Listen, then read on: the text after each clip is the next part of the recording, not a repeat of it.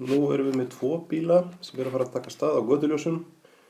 Bíll A er með hröðunina 2,2 metrar á sekúndu í öðru í 10 sekúndur, en eftir það er hann á fullri ferð. Það er ágætt að bara reikna það strax. Hann hlýtur að vera komin á hraðan 22 metrar á sekúndu. Þannig að eftir það er hraðinn á A 22 metrar á sekúndu, af því að hröðunin er 2,2 í 10 sekúndur. Hann heldur samkvæmt þeim hraða. Það er eftir.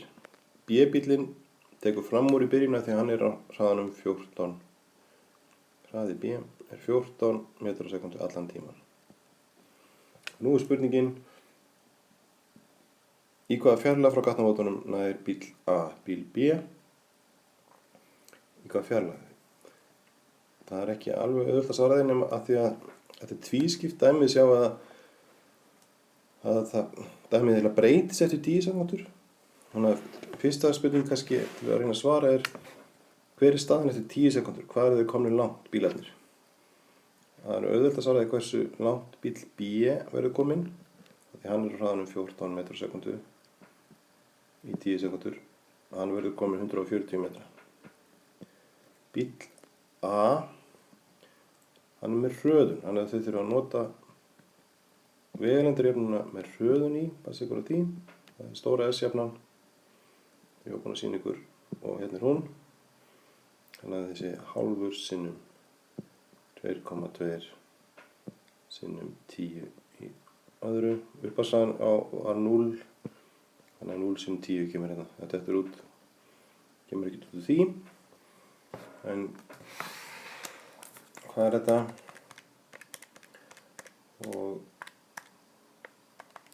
hvað segi ég? Þetta er 110 metrar. Þannig geta að sé það. Á þess að reikna, með reiknivél. Allt í lagi. Bíll B er 140 metra fjarlægð, bíll A er 110 metra fjarlægð. Þannig að það munar ennþá, það munar 30 metrum. Munurinn eftir 10 sekúndur. 30 metrar. Þannig að hvað gerum við svo?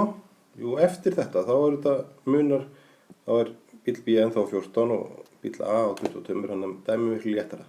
Það munar 8 metrum á sekundu á hraðanum, þannig að það tekur nokkra sekundur fyrir bíl A að ná hinum. Það þarf að vinna upp 30 metra forskot og hann er með hraðamunurinn er 8 metrar á sekundu. Þetta er svipað dæmi sem við vorum að gera áður með blettatígur og antilópu. Sjáum að það tekur nokkra sekundur að ná honum.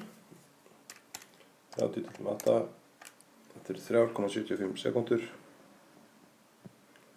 Það er bara spurning hvar eru bílarnir á þeim tíma.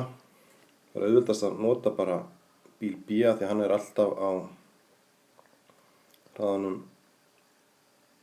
14. Þetta átti að vera delta S hérna. Þannig að vegalengdin, bíl B var alltaf á hraðanum 14 metrar á sekundu. Það eru liðnar 13,75 sekundur frá byrjun. Þannig að þeir verða komnir hvað? 193 metra cirka. Fyrir aftur, má veistök, 193 metrar, ef við getum námyndaði með sig 190 bara, því það er ekki, það margir mærtakistafir. Þannig að þetta er svona típist dæmi þar sem við þurfum að aðeins að beita smá skynsemi og velja rétta leið til þess að flækja ekki málið. Og fatta auðvitað að 10 sekundur er krítiskur tími. Fyrst að byrja, ef það er eitthvað svona breaking point í dæminu eins og 10 sekundur, það er eitthvað sem breytist þá, best að skoða þann tíma og athuga hvort að dæmið sé búið eða hvort að við þurfum að reikna meira.